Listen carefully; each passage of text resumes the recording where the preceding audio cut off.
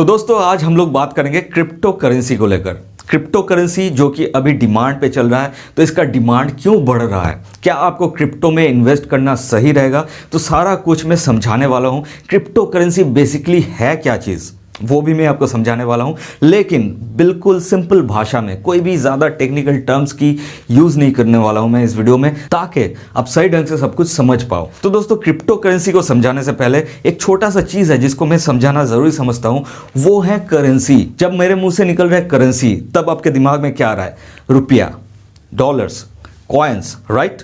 यही चीज़ आता है। जी हाँ, इसको हम करेंसी बोलते हैं। लेकिन बेसिकली करेंसी का अगर डेफिनेशन में पूछूं कि करेंसी होता क्या है, वो क्या है, तो दोस्तों करेंसी ऐसा चीज़ है जिसके थ्रू हम लोग चीज़ें खरीदते हैं या फिर बेचते हैं। तो पहले तो करेंसी नहीं था, तो तब क्या चीज़ें खरीदना या बेचना नहीं होता था?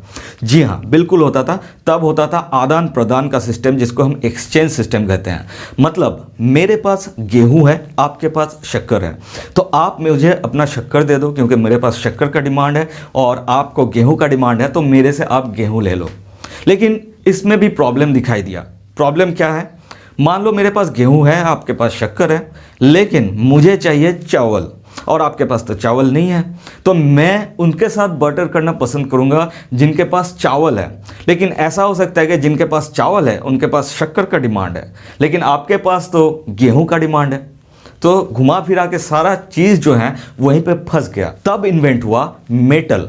जी हाँ, मेटल पहले से ही था, लेकिन मेटल के एक्सचेंज में चीज़ें खरीदना या बेचना तब से शुरू हुआ। गोल्ड या सिल्वर के एक्सचेंज में आप चीज़ें खरीदो या बेचो। लेकिन इसमें भी प्रॉब्लम है, क्योंकि मेटल जो है हेवी होते हैं, वेट होते हैं। आप बाजार जा रहे हो कुछ खरीदने के लिए, तो एक बोरी सोना लेके आपको जाना पड़ेगा। और ऐसा भी होता था कि आपको 1 किलो चावल खरीदना है, तो उसके लिए तो आप इतना बड़ा सोना उसको दे नहीं सकते हो, तो उसको काट के आपको उसका छोटा सा टुकड़ा उनको देना पड़ता था। तो इसमें भी बहुत सारा प्रॉब्लम्स आ गया। उसके बाद इन्वेंट हुआ कॉइन्स की, जो सिक्का होता है। सिक्कों के थ्रू जो है एक्सचेंज होने लगी, चीज़ें खरीदना या बेचना शुरू हुआ। अब सिक्का जब चलने लगा तो काफ़ी अच्छा चल रहा था कि आप कुछ खरीद रहे हो तो बदले में उसको सिक्का दे रहे हो, उनको कुछ खरीदना है तो वो बदले में किसी को सिक्का दे के खरीद रहा है। अच्छा चीज़ है, लेकिन सिक्का जो है वो होते हैं हेवी, और ज़्यादा सिक्का अगर आप अपने जेब में ले लोगे तो आपका पॉकेट जो है हेवी हो जाएगा।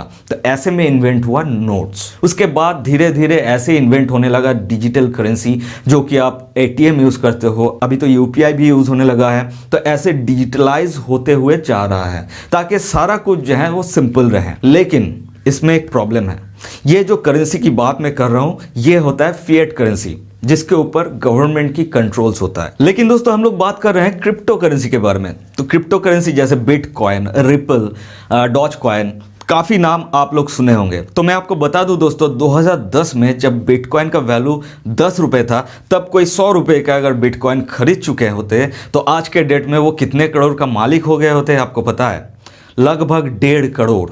जी हाँ, आप सही सुन रहे हो, 100 रुपये इन्वेस्ट करके 1.5 करोड़ का मालिक। मतलब क्रिप्टो करेंसी का डिमांड जो है आज पीक पे पहुंच चुका है, और काफ़ी ज़्यादा डिमांड बढ़ रहा है। नियर फ्यूचर ऐसा भी हो सकता है कि क्रिप्टो करेंसी के एक्सचेंज में चीज़ें खरीदना या बेचना भी शुरू होने लगे। फिलहाल तो अभी टेस्ला जैसे कंपनियां क्रिप्टो करेंसी एक्सेप्ट भी करने लगे हैं, जैसे कि बिटकॉइन। टेस्ला में आप बिटकॉइन के बदले उनका कार्स वगैरह खरीद सकते हो। तो ये क्रिप्टो का डिमांड क्यों है? क्रिप्टो करेंसी बेसिकली है क्या चीज़, उसके बारे में थोड़ा सा बात करेंगे। तो ये वीडियो बहुत ही मज़ेदार होने वाला है। इस वीडियो के साथ पूरा एंड तक बने रहिए, पूरा जानकारी लेने के लिए। तो चलिए दोस्तों शुरू करते हैं आज का ये धमाकेदार एपिसोड। सो हे गाइस, मैं प्रश्न आपका स्वागत करता हूं आपका अपना यूट्यूब चैनल टेक ब्राउजर में। तो चलिए दोस्तों एक डुबकी लगा लेते हैं टेक्नोलॉजी के समुंदर में।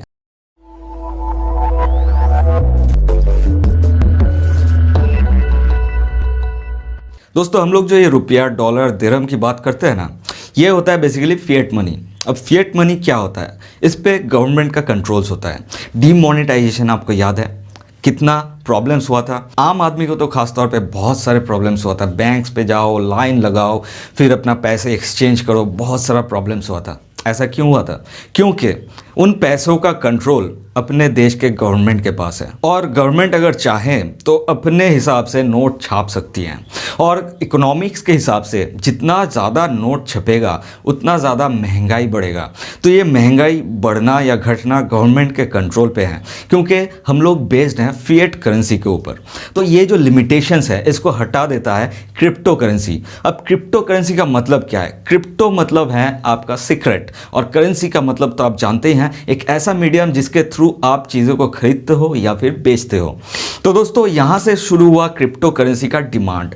अब क्रिप्टो करेंसी का क्या क्या बेनिफिट्स हैं वो थोड़ा सा आपको बता देते हैं। क्रिप्टो करेंसी का पहला बेनिफिट्स ये है कि ये डिसेंट्रलाइज्ड है। डिसेंट्रलाइज्ड मतलब किसी एक आदमी का इसके ऊपर कंट्रोल नहीं है, कोई भी देश का, कोई भी गवर्नमेंट का, कोई भी हायर अथॉरिटी का इसके ऊपर कंट्रोल नहीं है। अब इसका दूसरा बेनिफिट क्या है? ये हाईली सिक्योर्ड है, ये कभी हैक नहीं हो सकता है, कभी कोई आपके साथ इसको लेकर कोई फ्रॉड नहीं कर सकता है, क्योंकि ये बेस्ड है ब्लॉकचेन टेक्नोलॉजी के ऊपर। अब ब्लॉकचेन टेक्नोलॉजी कैसे काम करता है वो वीडियो के बाद में हम बताते हैं, लेकिन उससे पहले इसका और क्या बेनिफिट्स हैं उसके बारे में थोड़ा सा आपको बता देते हैं। दोस्तों ये बिल्कुल प्राइवेट है। प्राइवेट है मतलब आपके पास कितना बिटकॉइन है या फिर आपके पास कितना डॉजकॉइन है, इसका हिसाब सिर्फ आपके पास होगा और किसी के पास इसका हिसाब नहीं होगा। आपका जो पर्सनल आइडेंटिटी है वो हाईली सिक्योर्ड रहता है, वो बिल्कुल प्राइवेट और एनक्रिप्टेड रहता है, ताकि उसको कोई जान नहीं पाए। यहाँ पे आपको जैसे आपका बैंक अकाउंट खोलने के लिए आपको पैन कार्ड, आधार कार्ड, ये सारा कुछ आइडेंटिटी रिवील करना पड़ता है।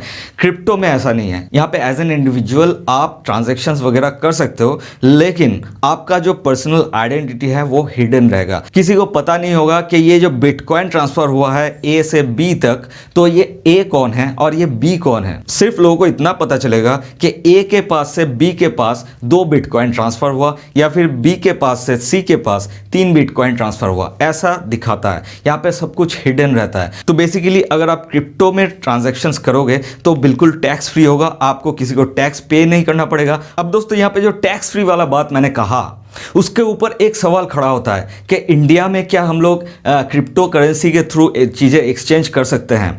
मतलब क्या इंडिया में क्रिप्टो करेंसी लीगल है? दोस्तों पहले ये लीगल नहीं था, लेकिन आज के डेट में आप क्रिप्टो करेंसी के ऊपर ट्रेड कर सकते हो। ट्रेड का मतलब ये है कि जैसे कि आप स्टॉक मार्केट में पैसा इन्वेस्ट करते हो किसी स्टॉक को परचेज करने के लिए, वैसे ही आप बिटकॉइन, डॉजकॉइन, रिपल, इथेरियम, बहुत सारे क्रिप्टो करेंसीज हैं, उन क्रिप्टो करेंसीज को परचेज कर सकते हो और जब उसका वैल्यू बढ़ जाए तब उसको सेल कर सकते हो और बीच का जो प्रॉफिट है वो आपका इनकम हो सकता है। तो बेसिकली क्रिप्टो करेंसी के ऊपर ट्रेडिंग इंडिया में अभी लीगल है। अब बात करते हैं क्रिप्टो करेंसीज का डिसएडवांटेज क्या है। इसका डिसएडवांटेज ये है दोस्तों कि ये बिल्कुल डिसेंट्रलाइज्ड है। ये इसका एडवांटेज भी है, ये इसका डिसएडवांटेज भी है। तो डिसएडवांटेज कैसे है? आप मान लो बिटकॉइन के थ्रू ट्रांजैक्शंस वगैरह कर रहे हो और वहां पे कोई डिफिकल्टीज, कोई इशू पैदा होता है, तो आप कहां कंप्लेन करोगे? कोई भी पर्टिकुलर हायर अथॉरिटी नहीं है जो इसको कंट्रोल कर रहा हो। तो ऐसे में कोई भी कंप्लेन अगर आपको रजिस्टर करवाना है तो वैसा कोई भी आपको नहीं मिलेगा जिसके पास वो इशू लेकर आप अपना कंप्लेन रजिस्टर करो। अब दोस्तों बात करेंगे कि क्रिप्टो करेंसी क्या है। क्रिप्टो करेंसी समझाने से पहले आपको समझाना चाहूंगा कि ब्लॉकचेन क्या है।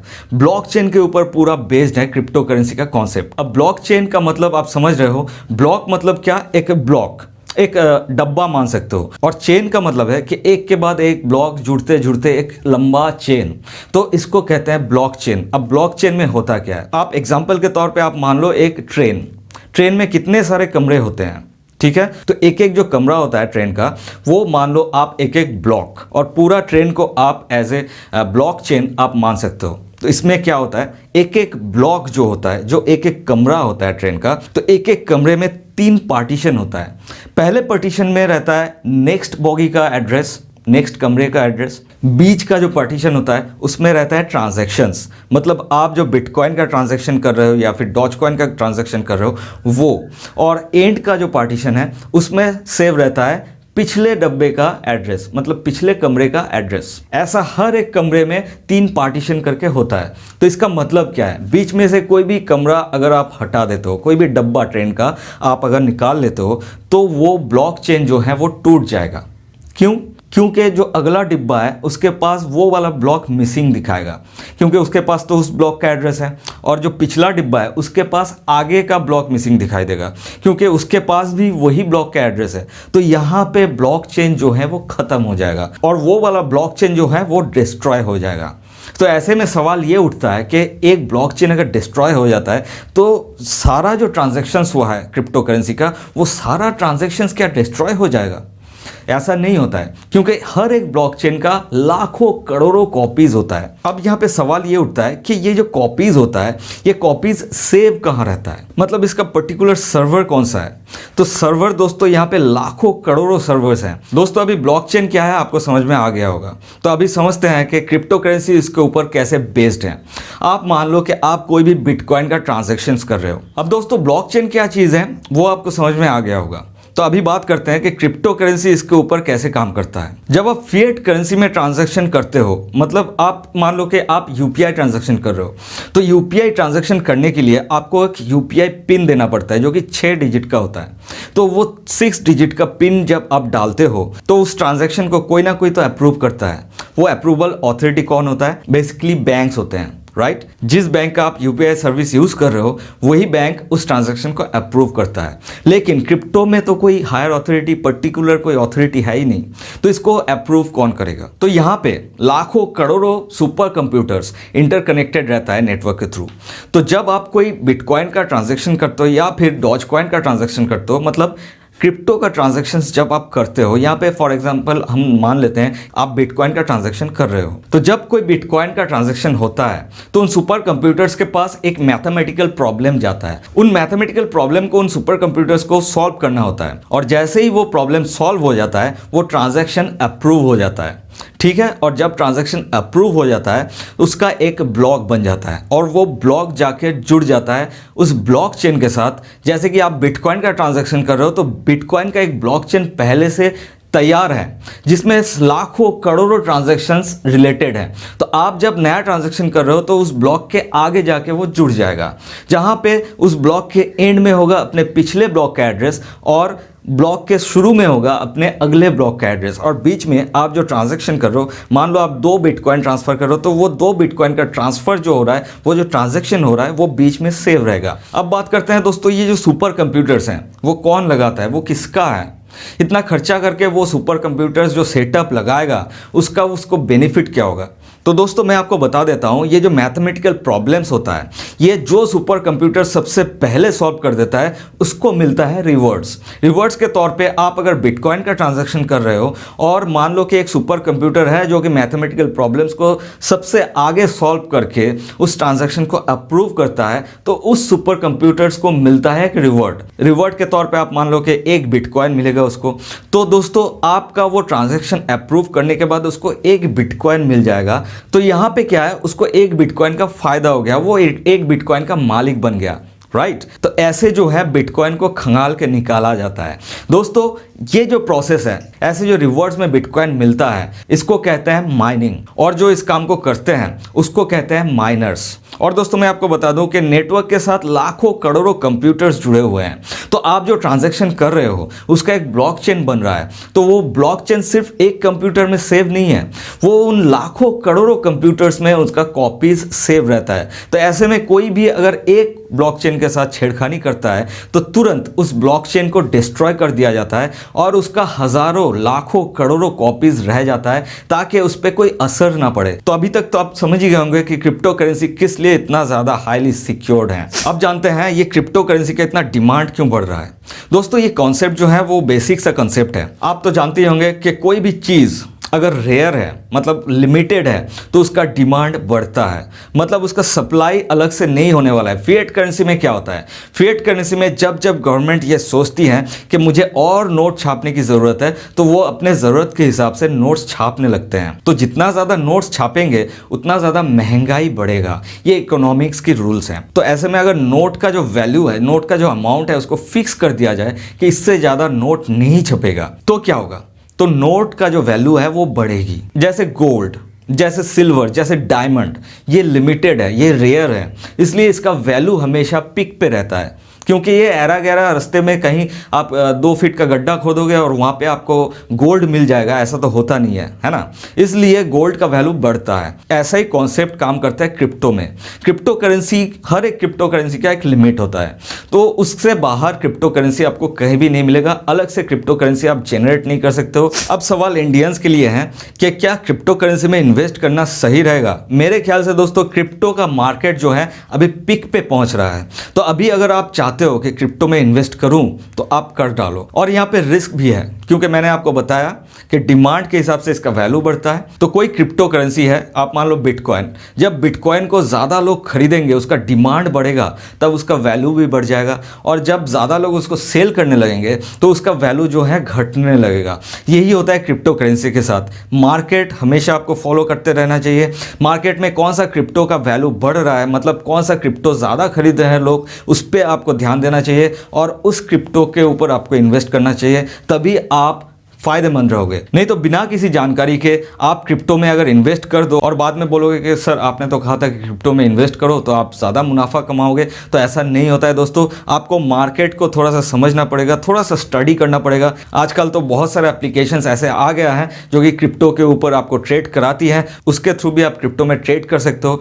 सिर्फ 100 रुपये से आपको स्टार्ट करना है, ज़्यादा इन्वेस्ट नहीं करना है। 100 रुपये इन्वेस्ट करो, वहाँ से अपना कुछ एक्सपीरियंस गैदर करो, उसके बाद ज़्यादा अमाउंट अगर लगाने की आपके पास कैपेबिलिटी है तो आप उस पर ज़्यादा अमाउंट भी इन्वेस्ट कर सकते हो। और दोस्तों ये वीडियो अगर आपको यूज़फुल लगा है तो ज़्यादा से ज़्यादा इस वीडियो को शेयर करो, लाइक करो इस वीडियो को, और चैनल के साथ अभी तक आप नहीं जुड़े हो तो ऐसे ही यूज़फुल कंटेंट पाने के लिए नीचे लाल रंग का सब्सक्राइब वाला बटन आपको दिख ही रहा होगा, उसको दबा के उसके बगल में घंटी को भी ज़ोर से दबा दो ताकि आगे ऐसे ही यूज़फुल वीडियोज़ आए तो उसका नोटिफिकेशन आप तक पहुँच जाए। तो दोस्तों इस वीडियो में बस इतना ही, ऐसे ही बनाकर अपना साथ मिलते हैं अगले वीडियो में। तब तक के लिए जय हिंद, जय भारत।